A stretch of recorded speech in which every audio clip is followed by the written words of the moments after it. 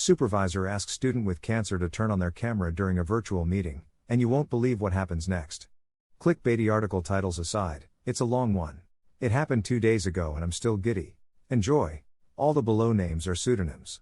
There are 2 important background things to know for the story. 1. I was diagnosed with a rare ovarian cancer at the beginning of this year. I had surgery and some chemo and am mostly recovered now. I still have to go in for frequent testing and occasional monitoring. I am a private person to the extent that I have dated people for years without telling my parents, so you best believe random co-workers and bosses are unaware of my medical history. 2. I attend a university that has an ambassador program. Basically, if you have a high enough GPA, you are able to interview for the program, and if you get in, they pay for your tuition during the time you are an ambassador. In exchange, you work 5 hours a week and work graduation/other events. I am one of these ambassadors. This is my story. Law and order sound effect. My supervisor for the ambassador program, Ms. M, has spent the majority of our time together belittling me. As I sit here about to type about her, I find myself already exasperated thinking about reliving some of the details, so I will be short and sweet for both your sake and mine. She follows every rule to the letter and leaves no room for collaboration or discussion.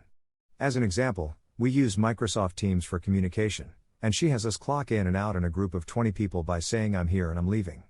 So every day you have to scroll through dozens of messages to find anything of import and listen to notification sounds every time someone so much as takes a lunch break.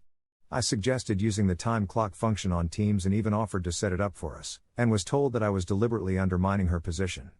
Another quick example is her vehemence when I told her I didn't have any social media to advertise the college. She was certain I was lying and went so far as to ask the other ambassadors to try and find me. They didn't. There's nothing to find. Crazy concept. I've challenged her at a couple of junctures, but ultimately realized I was fighting a losing battle and I'd be better off keeping my head down. Laughs in dramatic irony. Fast forward to 4 days ago, Friday, there's a mandatory virtual event in 3 days, Monday, where the dean of the college would talk to the ambassadors, as well as live stream the event to the college's website and YouTube page. Ms. M sent out a message that I will copy and paste here, because the formatting is so dramatic that it makes me chuckle. Students must have their cameras on and phones off. Repeat. Phones off. Cameras on. Like, come on lady, bold, caps, or italics. Your email almost gave me a stroke. I follow up the same day. Ms. M, unfortunately I will be at a doctor's appointment at this time and will be unable to turn my camera on during the event. No response. I send another email to follow up. No response. The day of the event rolls around. I direct message her through Microsoft Teams 10 minutes before. I see that she's seen the message with a read receipt. Nothing. Okay, video chat starts and several students join the session with their cameras on. Then the dean. He gets halfway through introducing himself and Ms. M interrupts him as he takes a brief pause and says, "Excuse me, could we please have all of the students turn their cameras on?" I say nothing but put a quick message I already had typed in anticipation in the group chat. Ms. M, I have a private situation that bars me from turning on my camera. I have contacted you individually. Not but a few seconds after I send it, I get called out by name, and I respond audibly, "Ms. M, I cannot turn on my camera at this time." And she responds, "Expectations were clear and you were told multiple times about this. Every other student here managed to do it and I expect the same out of you." Now, one of the cool things about having cancer is you become very familiar with the hospital staff, and if you're lucky, they're fun to talk to. During COVID, my nurses were my tethers to sanity because no one could visit me while I had inpatient infusions. So I told one of my nurses, Amy, about this situation beforehand. She joked that if I was told to turn my camera on, I should really play up my illness. In any other situation I would have been entirely opposed, but sweet revenge was in sight. When I replay it in my head, I imagine that anime fist-clenching thing when the protagonist resolves to get revenge.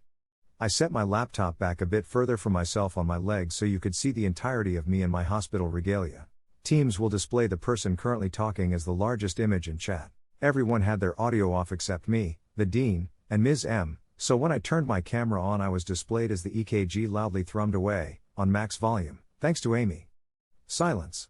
Me, I asked Ms. M through email and Teams if I could opt out of having my camera on, but she insisted. I waited a beat to see if anyone would say anything and then continued with my special vocal blend of melodramatic gratitude and illness-laden shakiness. Virtual engagement is so important for this new era of learning. I can see why having the camera on is important, though I was hoping I might be granted an exception. Dean, Ms. R, you are more than welcome to turn your camera off. I am so sorry for the misunderstanding. Me, thank you so much for making a special exception for me.